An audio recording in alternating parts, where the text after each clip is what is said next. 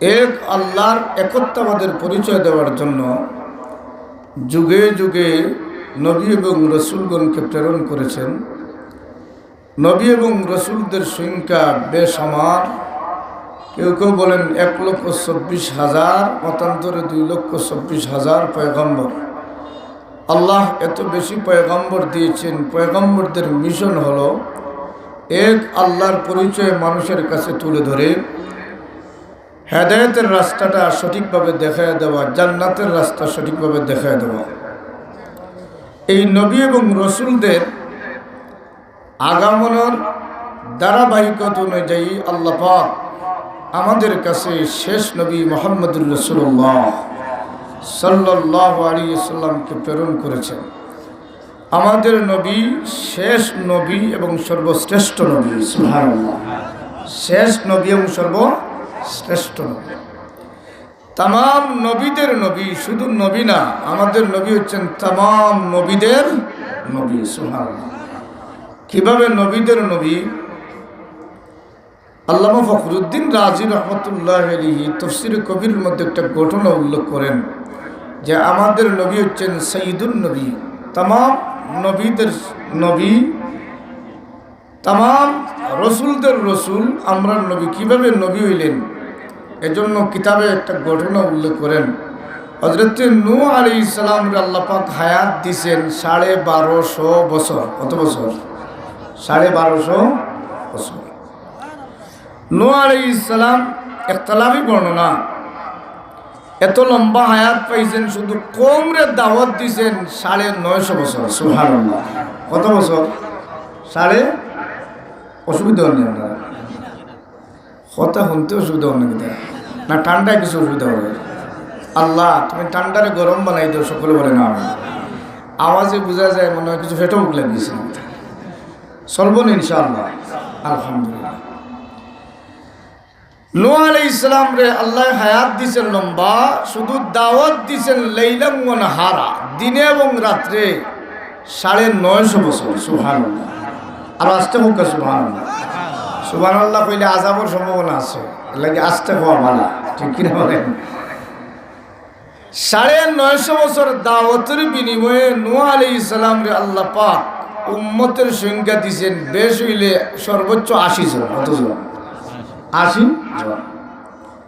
হায়াত পাইছেন লম্বা, দাওয়াত দিয়েছেন লম্বা, উম্মত হইছেন বেশি না কম? কম। আমরা নবী হায়াত পাইছেন 63 বছর আর দাওয়াত দিয়েছেন 23 বছর। সুবহানাল্লাহ। কত বছর? 23 বছরের বিনিময়ে আল্লাহ পাক আমরা নবীর এই পরিমাণ উম্মত দিয়েছেন, যেই বিবরণটা শুনলে আপনারা বুঝবেন। আল্লাহর রাসূল সাল্লাল্লাহু আলাইহি সাল্লাম একদিন ফজরের নামাজ পড়ে সাহাবায়ে কেরামদেরকে জানায় দিতেছেন, ও সাহাবায়ে কেরাম, আমি গত রাত্রে স্বপ্নে দেখলাম হযরত আদম আলাইহিস সালাম থেকে নিয়ে ঈসা আলাইহিস সালাম পর্যন্ত তামাম নবী এবং রসুল উম্মত মিলে আমার সাথে সৌজন্য সাক্ষাৎ এসে গেছেন। সুবহানাল্লাহ। আল্লাহর নবী বলেন, আমি তাকে দেখি কোন পয়গম্বর 40,000 উম্মত নিয়ে আমি আমার সাথে সাক্ষাতের জন্য হাজির হয়ে গেছেন, কোন পয়গম্বর 10,000 উম্মত নিয়ে আমার সাথে মোলাকাতের জন্য হাজির হয়েছেন। আল্লাহর নবী বলেন, আমি তাকে দেখি কোন পয়গম্বর 60,000 উম্মত নিয়ে আমার সাথে মোলাকাতের জন্য হাজির, কোন পয়গম্বর 3 জন উম্মত নিয়ে আমার সাথে মোলাকাতে হাজির, কোন পয়গম্বর নাই উম্মত নাই, উম্মত আমার সাথে মোলাকাতে হাজির। আল্লাহর রাসূল বলেন, আমি হঠাৎ তাকায় দেখি কোন একজন পয়গম্বর এত বেশি উম্মত নিয়ে আমার সাথে মোলাকাতের জন্য আসতেছেন। উম্মতের সংখ্যা এত বেশি, যাদের পায়ের আঘাতে ধুলোগুলো আকাশে উঠতেছে, আকাশ অন্ধকার হয়ে গেছে। আল্লাহর রাসূল এত বেশি উম্মত দেখে চিন্তিত হয়ে বলেন, আল্লাহ ওই কোন নবীর উম্মত এত বেশি উম্মত নিয়ে আমার সাথে মোলাকাতের জন্য আসতেছেন? আল্লাহ পাক রব্বুল আলামিন জানায় দেয়, ওগো নবীজি, ওই উম্মত যিনি নিয়ে আসতেছেন উনি হচ্ছেন জলিল কদর পয়গম্বর হযরত মূসা আলাইহিস সালাম। মূসা আলাইহিস সালাম উম্মতের সঙ্গে হইল 6 লাখ। কত লাখ? 6 লাখ। আল্লাহর রাসূল যেমনে 6 লাখ উম্মতের খবর শুনেছেন, চিন্তিত হয়ে গেলেন। আল্লাহ, কাল কিয়ামতের ময়দানে মুসা আলাইহিস সালাম উম্মতের দিক দিয়ে বেশি গৌরব লাভ করবেন, আমার মনে তো বেশি উম্মত হবে না। মুসা আলাইহিস সালামের তো বেশি উম্মত নিয়ে আমার সাথে মুলাকাতের জন্য আসতেছেন। আল্লাহর রাসূলের চেহারা মলিন হয়ে গেছে। আল্লাহ পাক রব্বুল আলামিন তার বন্ধুর চেহারা যখন মলিন হয়ে যায়, আল্লাহ পাক কোরআনের আয়াত নাজিল করে করে রাসূলকে খুশি করতে চেষ্টা করেন। আল্লাহর রাসূল সাল্লাল্লাহু আলাইহি সাল্লাম জানায় দিন সাহাবায়ে কেরাম, আমি যখন চিন্তিত হয়ে গেলাম, আল্লাহ রব্বুল আলামিন জানায় দে, ও নবী আপনার মাথাটা ডান দিকে ঘুরান। আল্লাহর রাসূল বলেন, আমি মাথা ডান দিকে ঘুরালাম, তাকায় দেখি এত মানুষ আর মানুষ দেখা যায়, যে মানুষের কারণে ডান দিকের আকাশটা আড়াল হয়ে গেছে। আল্লাহর রাসূল বলেন, আল্লাহ আমাকে জানায় দে, নবীজি আপনার মাথাটা বাম দিকে ঘোরান। আল্লাহর রাসূল বলেন, আমি মাথা বাম দিকে ঘোরালাম, তাকায় দেখি এত মানুষ আর মানুষ দেখা যায়, যেই মানুষের কারণে বাম দিকের আকাশটা আড়াল হয়ে যায়। আল্লাহর রাসূল বলেন, আমি যেমনিতে এত মানুষ দেখতে পাইলাম, এত মানুষ দেখতে পাইলাম, মানুষের সীমা কোটি কোটি না, লক্ষ কোটি কোটি কোটি মানুষ, অসংখ্য গঠিত মানুষ। আল্লাহ, ওই কোন নবী মুসা আলাইহিস সালাম 6 লক্ষ উম্মত নিয়ে আমার সাথে মুলাকাতের জন্য এসেছেন। আল্লাহ, ওই কোন নবী এত বেশি উম্মত নিয়ে আমার সাথে মুলাকাতে আসতেছেন। আল্লাহ রাব্বুল আলামিন জানায় দে, ওগো নবীজি ডানে বামে যত উম্মত দেখলেন, লক্ষ লক্ষ না, কোটি কোটি না, অসংখ্য গণিত উম্মত, ওই সমস্ত উম্মত হলো আপনি নবীর উম্মত। এত বেশি উম্মত দেখে রাসূল তো আনন্দিত হলেন। এজন্য আল্লাহর রাসূল সামাইলে তিরমিজির মধ্যে বর্ণিত, আল্লাহর রাসূল সাল্লাল্লাহু আলাইহি ওয়াসাল্লাম বলেন, কাল কিয়ামতের ময়দানে আল্লাহ পাক রব্বুল আলামিন আমাকে এত বেশি উম্মত দান করবেন, আল্লাহ কিয়ামতের ময়দানে অর্ডার দিবেন, तमाम नबी এবং উম্মতদেরকে অর্ডার দিবেন কিয়ামতের ময়দানে কাতারবন্দি হওয়ার জন্য। এই সমস্ত নবী এবং উম্মত মিলে কিয়ামতের ময়দানে কাতারবন্দি হয়ে যাবেন। तमाम উম্মত এবং নবীদের কাতারের সংখ্যা হবে 120 কাতার। আল্লাহর রাসূল বলেন 120 কাতারের মধ্যে तमाम নবী এবং রাসূল মিলে মাত্র হবে 40 কাতার। আর আমি নবী উম্মত এবং আমি নবী মিলে কাতার হবে 81 কাতার উম্মতের নবী। উম্মত কম না বেশি? নূহ আলাইহিস সালাম হায়াত বেশি হইছেন নি, আর দাওয়াত কম দিছেন না বেশি দিছেন? 950 বছর উম্মত বেশি হইছেন না কম হইছেন? কম হইছেন। আল্লাহর নবীকে আল্লাহ এত সম্মান দিল, এত মর্যাদা দিল, আল্লাহর নবীকে আল্লাহ এত বেশি উম্মত দান করলো। আমার ভাইয়েরা, এই নূহ আলাইহিস সালাম 950 বছর দাওয়াত দিতে দিতে হয়রান হয়ে গিয়া একদিন রাস্তা দিয়ে হাঁটতেছেন, রাস্তা দিয়ে যাইতেছেন, হঠাৎ দেখা যায় সামনে একটা কাফের তার ছেলেরে ধরে ধরে নিয়ে যাইতেছে। ছেলে পিছন দিকে তাকাইয়া দেখে এত সুন্দর চেহারা ওয়ালা একজন মানুষ দেখা যায়। পিছন দিকে তাকাইয়া যেমনি হযরত নূহ আলাইহিস সালামের চেহারা দেখেছে, আব্বারে ডাক দেওয়া, আব্বা গো তাকায় দেখো পিছনে একটা লোক আসতেছে, এত সুন্দর চেহারা, উনি কে, উনার পরিচয় কি? যেমনি কাফের নূহ আলাইহিস সালামের চেহারা দেখেছে, চেহারা দেখার সাথে সাথে তার গায়ে জ্বালা শুরু হয়েছে। এমনিতে ডাক দেবেন, ওনাকে তুমি চিনবে না, উনি হচ্ছেন নূহ পাগল। নূহ পাগল যেমনি কইছে পাগল, নূহ আলাইহিস সালাম হল জাত বুঝা যায় শেলদি মারি দিছে, বুঝা যায় ধাক্কা মারছে। নূহ আলাইহিস সালাম চিন্তা করে, আল্লাহ 950 বছর দিনে এবং রাত্রিতে এদেরকে আমি দাওয়াত দিলাম, দাওয়াতের বিনিময়ে আমি পাগল সার্টিফিকেট পাইলাম, এটা পাইলাম। পাগল সার্টিফিকেট পাইলাম। আল্লাহ আমাকে পাগল বলল। নূহ আলাইহিস সালামের পরে যাইতেছেন, ছেলে কয় আব্বা এত সুন্দর মানুষ কি পাগল হতে পারে? বাবা ডাক দেবে, বাবারে পাগল কি আর সুন্দর না হইলে কি পাগল হওয়া যায়? এজন্য পাগল কোনো মানুষে পাইলে পাথর দিইটা দে। যেমনি বাচ্চা মানুষ শুনছে পাগলে পাথর দিইটা দে, পাগল পাইলে ওই আব্বা আমারে 2টা পাথর দাও, আমি পাগলটারে 2টা ইটা দিয়ে দেই। নাউজুবিল্লাহ। নূহ আলাইহিস সালাম যেমনি শুনেছেন পাগল ইটা দেওয়া হবে, আমারে পাথর দিয়ে ইটা দেওয়া হবে। নূহ আলাইহিস সালাম সামনের দিকে যান নাই, পিছন দিকে ফিরে বাড়ির দিকে রওনা দিয়েছেন। গভীর রাত্রিতে আল্লাহর কাছে দরখাস্ত রেখে বলেন, আল্লাহ যেই জাতির 950 বছর দিনে এবং রাত্রে দাওয়াত দিলাম, ওই জাতি আমারে পাগল বলল, আর ওই জাতি আমারে বলে পাথর দিয়ে আক্রান্ত করে ফেলবে। আল্লাহ এমন জাতির প্রতি আমার কোনো আস্থা নাই, তুমি এই জাতির ধ্বংস করে দাও। নাউজুবিল্লাহ। নূহ আলাইহিস সালাম বদদুয়া দিয়েছেন না দোয়া দিয়েছেন? আওয়াজে বুঝলেন না? বদদুয়া দিয়েছেন না দোয়া দিয়েছেন? যেমনে খার বদদুয়া নবীর বদদুয়া तमाम আম্বিয়া কেরাম মুস্তাজাবুদ দাওয়া, সুবহানাল্লাহ, চাইতে দেরি কবুল হইতে দেরি না। যেমনে বদদুয়া দিয়েছেন আল্লাহ বলেন নূহ আলাইহিস সালাম আমি গজব দিলেন, গজবে খেউরে ছাড়ে না, ফিরে হইলেও ধরিলায়, খারে হইলেও ধরিলায়। এজন্য গজব থেকে ফিরও বাঁচার সুযোগ নাই যদি আল্লাহ গজব দেয়। নূহ আলাইহিস সালামকে আল্লাহ জানায় দে, আপনাকে বাঁচানোর জন্য আমি ব্যবস্থা দিতেছি, আমি বাহিনী পাঠাইতেছি, কিস্তি বানান, কিস্তিতে আরোহণ করেন, আপনার জান আপনি বাঁচান। যেহেতু আপনি বলেছেন ধ্বংস করে দিব, নূহ আলাইহিস এমনভাবে বলেছে আল্লাহ একটা কাফেরও দুনিয়াতে রাখিও না। সুবহানাল্লাহ। একটা যাতে না থাকে এমন বদদুয়া দিয়েছে। আল্লাহ আসমান ডাক দিল তুমি পানি ছাড়ো, জমিন ডাক দিল তুমি পানি ছাড়ো। সুলার নিচ থেকে পানি উঠা শুরু হইল। নূহ আলাইহিস সালাম কিস্তিতে আরোহণ করলেন। আল্লাহ পাক কাফের পানি দিয়া জাতা দিয়া 14 গোষ্ঠী ধ্বংস করে দিল। সুবহানাল্লাহ। আল্লাহ যে সময় ধরে কিন্তু ধরে না, ধরলে কিন্তু ছাড়ে না।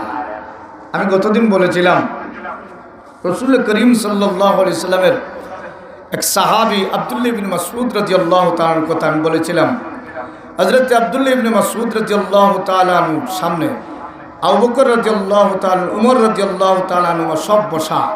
আল্লাহর রাসূল বলেন সাহাবায়ে কেরাম এই মুহূর্তে আল্লাহ আমার কাছে সূরা রহমান নাজিল করে দিছে, সুতরাং তোমরা কার সাহস আছে যে আবু জেহেলের সামনে সূরা রহমান তিলাওয়াত করে শোনাও? সুবহানাল্লাহ। মক্কার জগতে সবচেয়ে বেশি উঁচু আওয়াজে যে সর্বপ্রথম কোরআন তিলাওয়াত করছেন তার নাম হলো আব্দুল্লাহ ইবনে মাসউদ। সুবহানাল্লাহ। মক্কার জগতে আব্দুল্লাহ ইবনে মাসউদের চাইতে প্রথম একে উঁচু আওয়াজে তিলাওয়াত করতে পারে না। যেমন রাসূল ঘোষণা দিয়েছেন, হযরত উমর রাদিয়াল্লাহু তাআলা নিস্তব্ধ, কারণ বুঝতেছেন বাপ বালা না, কোরআন তিলাওয়াত যেমন শুরু করবো ডান্ডা শুরু করবো, ডান্ডা শুরু করবো। হযরত আবু বকর রাদিয়াল্লাহু তাআলা নীরব নিস্তব্ধ। 10 বছরের বাচ্চা আব্দুল্লাহ ইবনে মাসউদ, উম্মতে মুহাম্মাদীর সবচেয়ে বড় ফকিহ, সবচেয়ে বড় মুফতি আব্দুল্লাহ ইবনে মাসউদ। সুবহানাল্লাহ। বাচ্চার বয়স 10 বছর। কত বছর? 10 বছরের বাচ্চার অনেক সময় তো বুঝো না ডান্ডা খাইব না বাঁচবো না মরবো, তো অনেক সময় জুজও থাকে, ঠিক কিনা বলেন? রাসূল যেমন ঘোষণা দিয়েছেন আব্দুল্লাহ ইবনে মাসউদ রাদিয়াল্লাহু তাআলা দাঁড়াই গেছেন, ইয়া রাসূলুল্লাহ আমার পারমিশন দেন, আমি আবু জেহেলের সামনে সূরা রহমান তিলাওয়াত করে শোনাবো। রাসূল যেমনি চেহারা দেখছেন বললেন 10 বছর বাচ্চা বসো। আব্দুল্লাহ ইবনে মাসউদ তুমি বসো। আল্লাহর রাসূল আবার ঘোষণা দিলেন কে আসো দাঁড়াও। আবু জেহেলের সামনে সূরা রহমান তিলাওয়াত করে শোনাবে, কেউ দাঁড়ান না, সব নিস্তব্ধ। আব্দুল্লাহ ইবনে মাসউদ আবার দাঁড়াইছেন। সুবহানাল্লাহ। জোরে বলেন না সুবহানাল্লাহ। বাচ্চা 10 বছরের বাচ্চা আবার দাঁড়াইছেন। রাসূল চেহারা দেখে থেকে বলেন বসো বাবা।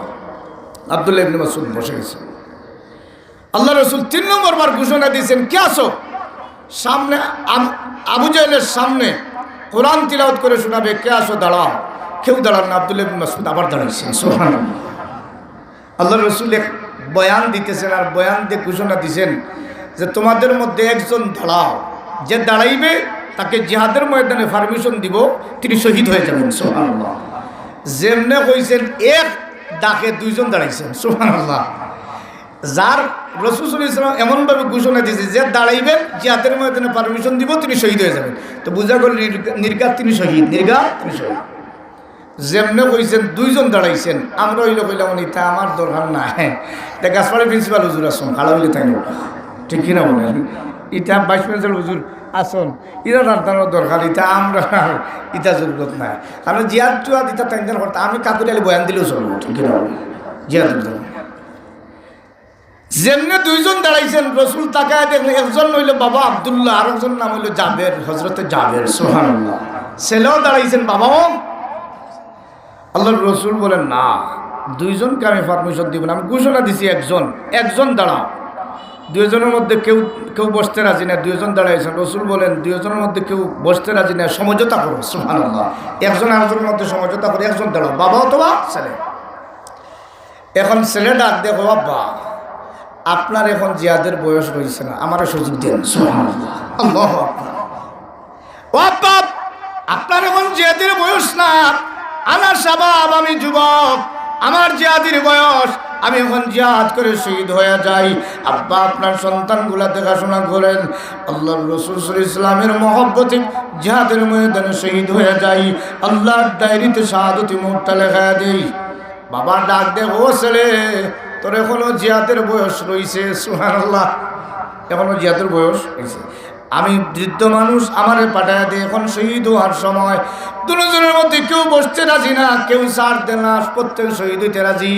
আল্লাহর রাসূল লটারি লাগাইলে লটারি দিলেন, লটারির মধ্যে দেখা যায় বাবার নাম উঠে গেছে। সুবহানাল্লাহ। আব্দুল্লাহ রাদিয়াল্লাহু তাআলার নাম উঠে গেছে।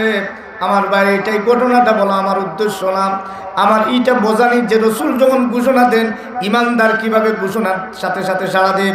আব্দুল্লাহ ইবনে মাসউদ রাদিয়াল্লাহু তাআলা 3 নম্বর বার যখন দাঁড়ায় গেছেন, আল্লাহর রসুল বলেন, আব্দুল্লাহ ইবনে মাসউদ যাও, আবু জেহেল বাইতুল্লাহর পাশে বসা আছে, তুমি সূরা রহমান তিলাওয়াত করে শোনাও। 10 বছরের বাচ্চা আবু জেহেলের সামনে গিয়ে ডাক দিয়ে বলেন, আর রহমান আল্লামাল কুরআন খালাকাল ইনসান আল্লামাহুল বায়ান। যেমনি আওয়াজ দিস, এজন্য মক্কার জগতে সর্বপ্রথম যিনি উঁচু আওয়াজে কোরআন তিলাওয়াত করেছেন তিনি হচ্ছেন আব্দুল্লাহ ইবনে মাসউদ। যেমনি ঘোষণা দিয়েছেন, আবু জেহেল হঠাৎ শুনছে কোরআন শরীফ তিলাওয়াত, আর দেখে ছোটো বাচ্চা ইয়া তিলাওয়াত করে লাফ দিয়ে উঠছে। আবু জেহেল দেখার মতো এক ব্যক্তি, খুব উঁচু, গর্দন এত বেশি, কল্লাটা এত ওজনওয়ালা, দৌড়ে উঠছে, উঠিয়ে ডাইন হাত টানাইয়া আব্দুল্লাহ ইবনে মাসউদের গালে এক তাবলা দিছে, আর গালো তাবলা পড়ছে, আঙ্গুলের মাথা লাগছে, খান ফাটিয়া রক্ত পড়ে। সুবহানাল্লাহ। যেমনে তাবলা দিছে খান ফড়িয়া রক্ত পড়ে, আর গাল লাল হয়েছে। তিনি তাবলা খাইয়া বাচ্চা মানুষ বেউস লাগানো হয়েছেন। বেউসের মতো ইয়া আল্লাহর রসুলের দরবার হাজির, ইয়া রাসূলুল্লাহ আমি সূরা রহমান তিলাওয়াত করতেছি, আবু জেহেল আমার তাপ্পড় দিছে। আল্লাহর রসুল এমনিতে তাকায় দেখেন হযরতে জিবরাইল হাজির হয়ে গেছেন। সুবহানাল্লাহ। জোরে বলেন না সুবহানাল্লাহ। কে হাজির হয়েছেন? আল্লাহর রাসূল সাল্লাল্লাহু আলাইহি ওয়াসাল্লাম জিবরাইলের চেহারার দিকে তাকাইতেছেন। জিবরাইল আলাইহিস সালাম মুস্কি হাসি দিছেন। সুবহানাল্লাহ। কিতা হাসি দিছেন? মুস্কি হাসি দিয়ে বুঝাইলাম মামলা আছে। সুবহানাল্লাহ। কিতা আছে? আল্লাহর রাসূল বলেন, ও জিবরাইল, আমার সাহাবী আব্দুল্লাহ ইবনে মাসউদ রক্তাক্ত, আর তুমি মুস্কি আসো।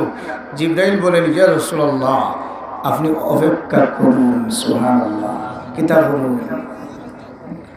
খবর আছে। রাসূল করিম সাল্লাল্লাহু আলাইহি সাল্লাম যখন মক্কা থেকে হিজরত করে মদিনায় গেলেন, মদিনায় যাওয়ার পরে মক্কার কাফেররা তারা সিদ্ধান্ত নিল মুহাম্মদ সাল্লাল্লাহু আলাইহি সাল্লামকে আর মদিনায়ও থাকতে দিব না, যুদ্ধ করব। 1000-এর বেশি সিপাহী নিয়ে, সৈন্য অস্ত্র নিয়ে বদরের প্রান্তরে হাজির হয়ে গেল। আল্লাহ রাসূল সিদ্ধান্ত নিলেন তাদেরকেও ছাড় দেওয়া যাবে না, আমরাও যুদ্ধ করব। মুসলমানদের সংখ্যা 313 জন সংখ্যা নিয়ে রাসূল জিহাদের ময়দানে চলে গেলেন। আল্লাহর নবী সিজদার মধ্যে পড়ে তাবুর মধ্যে আল্লাহর কাছে দরখাস্ত রাখেন, ইয়া হাইয়ু ইয়া কাইয়ুম। রাসূল জিহাদের ময়দানে জান্নাত তাবুর ভিতরে সিজদা দিয়া শুধু আল্লাহরে ডাকতেছেন, ইয়া হাইয়ু ইয়া কাইয়ুম, ইয়া হাইয়ু ইয়া কাইয়ুম, ইয়া হাইয়ু ইয়া কাইয়ুম।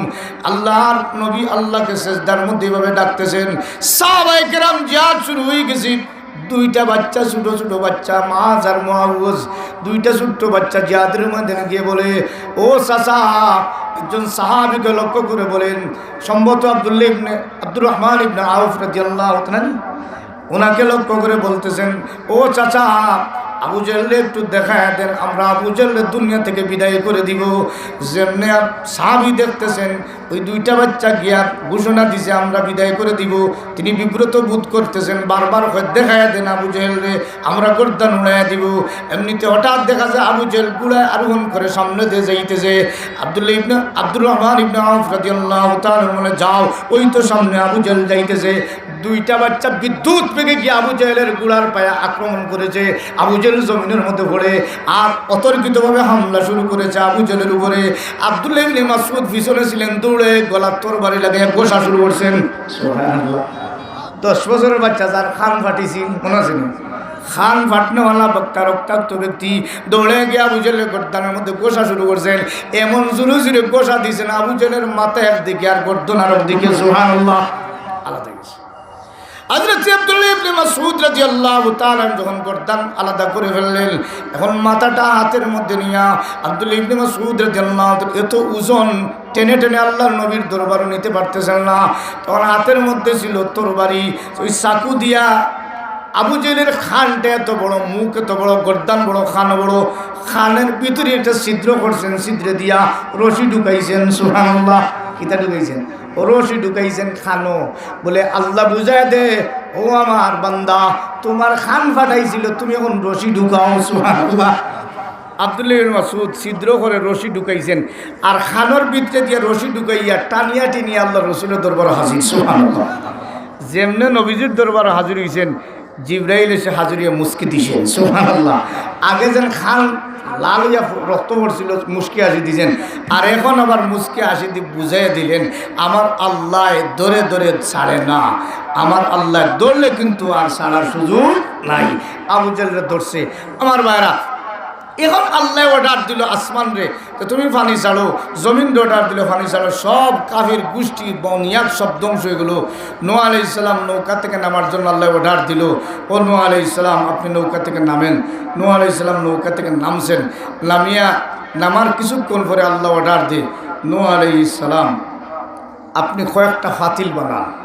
নূহ আলাইহিস সালাম মাটির ফাতিল বানাইলেন, কেউ কেউ বলেন 8টা ফাতিল বানাইলেন। নূহ আলাইহিস সালাম ফাতিল বানাইছেন, আর যেমনে ফাতিল বানাইছেন আল্লাহ বলেন এগুলা রৌদ্রের মধ্যে শুকাও। নূহ আলাইহিস সালাম রৌদ্রের মধ্যে শুকাইছেন। এখন আল্লাহ রাব্বুল আলামিন বলেন, ও নূহ আলাইহিস সালাম হাতে একটা ডান্ডা নেও, আর ডান্ডা দিয়া ফাতিল ডান্ডাইয়া ভাঙবো। সুবহানাল্লাহ। কিতা করো? ডান্ডাইয়া ভাঙবো।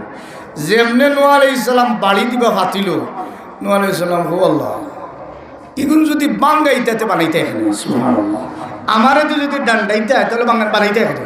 আচ্ছা হোক স্যার, আমার ছোটো ছেলেরে সাইকেল দিছি, সাইকেল এক হয়েছে, যদি আমি স্ট্যান্ডার্ড 3-তে 1 নম্বর যদি হয় তাহলে আমার সাইকেল দেওয়া লাগবে। আমি বললাম ওয়াদা দিছি বাবা তোমার সাইকেল দেবো, ঘটনাক্রমে 1 নম্বর হয়ে গেছে, কিন্তু হয়েছে এখন আমার বাবা সাইকেল দেওয়া লাগবে। আমি যেহেতু ওয়াদা দিছি, এখন আমি যদি ওয়াদা মিস করি তো কইব বয়ান দেওয়ার দরকার নেই, ঠিক কিনা? কই আব্বা আমরা সাইকেলও ওয়াদা দিচ্ছি, তার বয়ানও গেলাম কিতা ইলা যদি কইলাইতে বাসা মরা সমান, ঠিক কিনা? কইলাম বাবা তোমার ওয়াদা সাইকেল, তো আমার ছোটো বাইরে দিয়ে সিলেট ফাটাইছি সাইকেলের জন্য, 5,500 টাকা দিয়ে ছোটো বাচ্চার সাইকেল আনছে, আনার পরে এখন রাস্তা উঠে যায়, কোন জায়গা বড় রোডও উঠে যায়, কোন সময় গাড়িয়ে মারবো, আমার এখন বিপদ ভালো। আমি রাগ উঠছে, আর একদিন তালা আনছি লইয়া, বলে আর সাইকেল চালান নেই। এখন তালা যে চাবি তৈ লুকাইয়া চাবিও বার করে লইয়া যায়, আমিও আসবো আর বেটা সাইকেল চালাই। আমার বুদ্ধই দিয়েছেন কয়েকজনে, হুজুর আপনার ছেলে কোনদিন অ্যাক্সিডেন্ট হইব। আমি বাড়িতে গিয়া সাইকেল লইছি আর ডাল লইছি, কইছি আই সাইকেল ধ্বংস করলি, তো সাইকেলের দরকার নেই। এ দৌড়ে একটা কয় আব্বা ধ্বংস করতে তার দিতে এখানে আমার, ঠিক কিনা? বলে এই ধ্বংস যদি করিলাম তার দেওয়ার দরকার কিতা? নূহ আলাইহিস সালাম রে আল্লাহ কয়, ও নূহ আলাইহিস সালাম পাতিলের ডান্ডা লাগাও। নূহ আলাইহিস সালাম লাঠি লইয়া যেমন ডান্ডা মারতা, হইল আল্লাহ আমারে যদি বানাইতে বাঙ্গাইতে বানানি দরকার কিতা? আল্লাহ রাব্বুল আলামিন কিন্তু অন্তরের খবর জানে। নূহ আলাইহিস সালাম অন্তর বাড়ি দিতেছে যে আমার যদি বানাইতে তার বাঙ্গাইতে হবে। হযরত নূহ আলাইহিস সালাম পাতিলগুলা যখন ডান্ডা দিয়া তছনছ করে ফেললেন, টুকরো টুকরো করে ফেললেন, এমনিতে আল্লাহ ডাক দেয়া বলে, ও নূহ আলাইহিস সালাম আপনি যে ফাতিল বাংছেন, ফাতিল বানাইছে কে? নূহ আলাইহিস সালাম আল্লাহ এগুলো তো আমি বানাইছি। কে বানাইছেন? ইয়া ফাতিল কে বানাইছেন? নূহ আলাইহিস সালাম। আল্লাহ বানাইছো? আল্লাহ আমরা বানাইছো, ঠিক আছে বলেন। আর নূহ আলাইহিস সালাম ফাতিল বানাইছেন। নূহ আলাইহিস সালাম কয় আল্লাহ ফাতিল তো আমি বানাইলাম। বলে ও নূহ আলাইহিস সালাম বাংছে কে? বলে আল্লাহ আমি তো বাঙ্গিলাম। শুকাইছে রে বলে আল্লাহ আমি শুকাইলাম। আল্লাহ কয় ফাতিল বানাইলে শুকাইলে বাংলায় বাংতে কি কষ্ট লাগছে? নূহ আলাইহিস সালামের মনের খবর কইল আল্লাহ কষ্ট লাগবো না, কত কষ্ট করে বানাইছি, আর বাঙ্গিতাম তার বানানি দরকার কিতা? আল্লাহ কত কষ্ট লাগছে, এগুলো অত মেহনত করে বানাইছি। আল্লাহ বুঝাই দেবো নূহ আলাইহিস সালাম মাটি দিয়া ফাতিল বানাইয়া শুকাইয়া বাঙ্গিতে যদি তোমার কষ্ট লাগে, তুমি যে বদুয়া দিসলাই আমারে কাফির ওপরে মারতাম, কাফির দেখে বানাইছে। সুবহানাল্লাহ। কে বানাইছে? নূহ আলাইহিস সালাম। তুমি যে বদুয়া দিয়া আমি আল্লাহর কাছে দরখাস্ত রাখলাম, বদুয়া দিলাম, পানির ডুবাইয়া কাফের গুলারে আমি মারলাম, ওই কাফের কে বানাইছে? নূহ আলাইহিস সালাম আল্লাহ বানাইছে। বলে আরে তিল তিল করে খেয়ে বড় করছে। বলে আল্লাহ আপনি বড় করছেন। বলে মারছে খেয়ে? বলে আমি পানি দিয়ে যাতাই দিয়ে মারছি। নূহ আলাইহিস সালামকে আল্লাহ বলে ও নূহ আলাইহিস সালাম, মাটির ফাতিল বানাইয়া বানতে যদি তোমার নূর কষ্ট লাগে, আমি যে কাফের বান্দাগুলো মারলাম আমি আল্লাহর কি দয়া লাগে না? সুবহানাল্লাহ। নূহ আলাইহিস সালাম যেমনে উল্টো সেজদা তুলে কইল আল্লাহ আমি যদি জানতাম আপনার কষ্ট লাগবে তো কিয়ামত পর্যন্ত বদুয়া দিতাম না। সুবহানাল্লাহ। আমার ভাইরা, আমার নবী সাইয়্যিদুল মুরসালিন জনাব মুহাম্মদুর রাসূলুল্লাহ সাল্লাল্লাহু আলাইহি সাল্লাম এমন নবী তায়েফের ময়দানে রক্তাক্ত হয়ে গেছেন। জিবরাইল আলাইহিস সালাম বলেন আগা নবীজি আপনি পারমিশন দেন তায়েফের কাফেরদেরকে আমি পাথর চাপা দিয়ে ধ্বংস করে দিব। আল্লাহর নবী আসমান দিকে হাত বাড়াবেন, আল্লাহ এই কাফেরগুলো আমারে চিনে না, আমার কদর জানে না, এজন্য আমার সাথে যে দুর্ব্যবহার করেছে আল্লাহ এতে আপনি অসন্তুষ্ট হইয়া তাদেরকে ধ্বংস করে দিও না, কারণ তাদেরকে ধ্বংস দিলে আমি কার কাছে কালিমার দাওয়াত পৌঁছাইয়া দিব। আমার ভাইরা, এজন্য আল্লামা ফখরুদ্দিন রাজি রাহমাতুল্লাহি আলাইহি বলেন আমার নবী तमाम নবীদের নবী। আমার আয়াতের মধ্যে আল্লাহ বলেন ওয়াল্লাযী আরসালা রাসূলাহু বিল হুদা ওয়া দীনিল হক, সেই সত্তা তোমাদের প্রতি একজন রাসূল প্রেরণ করেছেন, এমন রাসূল প্রেরণ করেছেন। আরসালা রাসূলাহু, তোমাদের প্রতি একজন রাসূল প্রেরণ করেছেন, বিল হুদা, হেদায়েত দিয়া, ও দীনিল হক, আর সত্য ধর্ম দিয়া, লিইয়ুযহিরাহু আলা দ্বীনি কুল্লি, এমন ধর্ম দিয়া तमाम ধর্মের মধ্যে শ্রেষ্ঠত্ব দিয়া। সুবহানাল্লাহ। এমন নবী তোমাদের কাছে পাঠায়া দিয়েছেন। আমার ভাইরা, এই রাসূল করিম সাল্লাল্লাহু আলাইহি সাল্লামকে আল্লাহ পাক এত মর্যাদা দিয়েছেন, এত মর্যাদা দিয়েছেন। আমার নবীর জীবনে যদি একটু গবেষণা করেন, নবীজির প্রত্যেকটা জীবনের মধ্যে এমন আদর্শ মানব জাতির জন্য রয়েছে। একটা সুন্নত যদি কোনো মানুষ আঁকড়ে ধরে, তাহলে একটা সুন্নতের কারণে তার জীবন সফল হয়ে যাবে। আমার নবীকে আল্লাহ এমনভাবে বানিয়ে দিয়েছেন। আল্লাহর রাসূল সাল্লাল্লাহু, আমারও রাগ আছে, আর জাতা মারলে সময় মতো বোঝা যায় খার রাগ আছে না নাই, ঠিক কিনা বলেন? আমার আল্লাহর নবী মসজিদের মধ্যে বসে আছেন, মসজিদের মধ্যে বয়ান দিতেছেন। এই ইহুদি আল্লাহর নবীর পিছনে আসছে, আর রসুলের একটা কাপড় দিয়ে পিছন দিকে বয়ানের মধ্যে একটা টান দিছে, আর টান দিছে যেমন রসুলের টান দিছে, রসুল পিছনে হেলে গেছেন। পিছন দিকে তাকায় দেখেন ইহুদি, সে হইল ফাওনাদার, আমার কাছে কিছু টাকা পাইতো। ইহুদি ডাক দিয়ে বলে ও মুহাম্মদ ইবনে আব্দুল্লাহ সাল্লাল্লাহু আলাইহি সাল্লাম, টাকা নিতে জানো দিতে জানো না? আল্লাহর রাসূল বলেন এখনো তো সময় আছে। আল্লাহর নবী হযরত ওমর ইবনে খাত্তাব রাদিয়াল্লাহু তাআলা আনকে ডাক দিয়ে বলেন ওমর, যাও বাইতুল মালের চাবি দিয়া বাইতুল মাল থেকে তার পাওনাগুলা বুঝাই দিও। আর ওমর রাদিয়াল্লাহু তাআলা লোকটাই যে আচরণ করেছে, তিনি রাগ হইয়া দাঁড়ায় গেছেন, খুব উল্টা পাল্টা চেহারা দিয়ে তাকাইছেন। রসুল বুঝতেছেন। আল্লাহর রসুল বলেন ওমর, যাও বাইতুল মাল থেকে আরো বাড়াইয়া দিও, তার পাওনা দিও, আরো বাড়াইয়া দিও। হযরত ওমর রাদিয়াল্লাহু তাআলা বাইতুল মালের দুয়ার খুলেছেন, আর ইহুদিরে ডাক দিছে, ইহুদি সামনে বাড়ো। হযরত ওমর রাদিয়াল্লাহু তাআলা সামনে গেছে। হযরত ওমর বলেন এই হলো তোমার পাওনাদার। আর রসুল বলেছেন আমি তোমার প্রতি রাগ করেছি, আরো কিছু বাড়াইয়া দিতাম, আরো বাড়াইয়া দিলাম। যেমনি আচরণ দেখেছে, ইহুদি ডাক দেয়া বলে আরে ওমর ইবনুল খাত্তাব রাদিয়াল্লাহু তাআলা আনহু, আমি পাওনা নেওয়ার জন্য আসি না, আমি এসেছি পরীক্ষা করার জন্য। কারণ তাওরাতের মধ্যে দেখেছি আখিরি নবী যিনি হবেন তার রাগ থাকবে না, ব্যক্তিগত কারণে কোনো রাগ থাকবে না। সুবহানাল্লাহ। এজন্য এটা পরীক্ষা করার জন্য আমি কোন সময় কাজ করলে রাগ উঠবে এটা পরীক্ষা করার জন্য সময় মতো আমি পরীক্ষা করেছি। আমি পরীক্ষা করে তাকায় দেখলাম তিনি সত্যিকারের আখিরি নবী। হে উমর রাদিয়াল্লাহু তাআলা আনহু, পাওনা দেওয়া লাগবে না, আমাকে এখন কালমা পড়ায় ইমানদার বানায়া দেন। এটা হলো আমার নবীর আদর্শ। আর আমি কাকুরির ওয়াজও যদি কোনো সময় উল্টো উল্টা করে তোর ওয়াজও দিতাম না, ঠিক কিনা বলেন? খাওস বেশি আমার ভাইরা। কিন্তু আমার নবীর আদর্শ দেখেন, আমার নবীর সরাফতি দেখেন, ভদ্রতা দেখেন, আমার নবীর আচরণ দেখেন। আল্লাহ বলেন আমি তোমাদের প্রতি এমন একজন রসুল পাঠিয়ে দিয়েছি, যে রসুলরে এমন মর্যাদা দিয়েছি। কি পর্যন্ত মর্যাদা দিয়েছি? আল্লাহ পাক রব্বুল আলামিন বলেন ও নবী আপনাকে মর্যাদা দিলাম, কাউসার দিয়ে আপনারা মর্যাদা দিলাম। আল্লামা ফখরুদ্দিন রাজি রহমতুল্লাহ আলাইহি ব্যাখ্যার মধ্যে উল্লেখ করেন আল্লাহ পাক রসুলকে কাউসার দিয়া এমন নিয়ামত দিয়েছেন, রূপ দিয়েছেন, মানে প্রভাব দিয়েছেন, এমন প্রভাব কোনো নবীকে দেন নাই। সামাইল তিরমিজির মধ্যে বর্ণিত হযরতে রাসূল করিম সাল্লাল্লাহু আলাইহি ওয়াসাল্লামকে আল্লাহ পাক এমন প্রভাব দিয়েছেন। হযরতে আবু বকর রাদিয়াল্লাহু তাআলা বলেন আমি রাসূলের চেহারার দিকে যদি একটা বার তাকাই, দ্বিতীয়বার তাকানোর কোনো সাহস মিলে না, ভয় লাগে। সুবহানাল্লাহ। আমরা শিক্ষক দেখছি ক্লাসের মধ্যে যে হুজুরে বেশি ডরাই, এই হুজুরের চেহারার দিকে চাই না, তলে দিছে কি জি স্যার। আর যারে ডরাই না হুজুর পড়াইলে পড়াইলে আর যারে ডরাই বান্ডা লাগে না, তলে যে কোনো জি জি হুজুর এই তোমরা কি করো, এই কইতে বুঝা যাবে এটা গোল্লাদি মারি দিছো। সুবহানাল্লাহ। এটা হইলো প্রভাব, এটা হইলো প্রভাব। আমরা আমার বাড়ি যেখানে ইনো কিছু মানুষের প্রভাব আছে, সেগুলোর কাছ থেকে নিলে আর দিতে চাই না, ঠিক কিনা বলে? কিছু মানুষের কিছু প্রভাব আছে, দিলে দিতে চাই না। কিছু মানুষের সব নাই, দুই একজন মানুষ আছে ফকটে ডুগাইতে যদি বুঝা যায় তার বাপর মাল ঢুকে দিচ্ছে, ঠিক কিনা? এই সময় আর দিতে চাই না। এটা কিছু কিছু জায়গাত আছে, কিছু মানুষ আছে বাজারত গিয়া খরচ খেয়ে যেমন 10,000 জমাইছে, মালিকে যদি কুজন কয় বেটা বেশ চাফাচাফি করিস না, বেশি চাফাচাফি করিস, 1 টাকা দিতাম না, ঠিক কিনা বলে? আছে না নাই? তার ক্ষমতা দেখা এলা কিছু মানুষ আছে। তো ইলা ক্ষমতা দেখানেওয়ালা এক মানুষ আছিল মক্কা, তার নাম হলো আবু জেহেল। তার নাম আবু জেহেল। এ ক্ষমতা দেখাইতো, দেখানোর মতো দেখাইতো, এমন ক্ষমতা আল্লাহ পাক রব্বুল আলামিন আবু জেহেলের সামনে রসুলের এমন প্রভাব দিছে।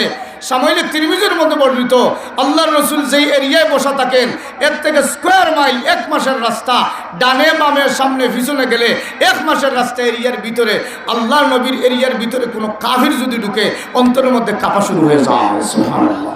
আমার আল্লাহ রব্বুল আলামিন এমন নবী দান করেছেন আমার ভাইরা। এজন্য এই রসুল করিম সাল্লাল্লাহু আলাইহি ওয়াসাল্লাম দুনিয়ায় নাই, আছেন নবী কবরে জিন্দা আছে। রসুল দুনিয়ায় নাই, কবরে আসেন, কবরের হালতে আসেন, বর্ষকর জিন্দগিতে আসেন। আল্লাহ নবী বিদায় হয়ে গেছেন, রসুল সাল্লাল্লাহু আলাইহি ওয়াসাল্লাম বিদায় হলে দুটা জিনিস রেখে গেছেন, একটা হইল কোরআন আর একটা হইল নবীর হাদিস সুন্নত নববী। এই দুইটা জিনিস রেখে গেছেন দুনিয়ার জগতে। আল্লাহর রসুল বলেন লান তাদুল্লু মা তামাসসাকতুম বিহিমা লাকাদ তারাকতু ফীকুম আমরাইন লান তাদুল্লু মা তামাসসাকতুম বিহিমা কিতাবাল্লাহি ওয়া সুন্নাতি রাসূলিহি। আল্লাহর রসুল বলেন আমি তোমাদের কাছে দুইটা জিনিস রেখে গেলাম, একটা হইল কোরআন আর একটা হইল সুন্নত নববী অর্থাৎ হাদিস। দুইটা জিনিসকে যারা আঁকড়ে ধরবে পৃথিবীতে কখনো সে ধ্বংস হবে না। এই দুইটা জিনিস, একটা হইল কোরআন আর একটা হইল হাদিস।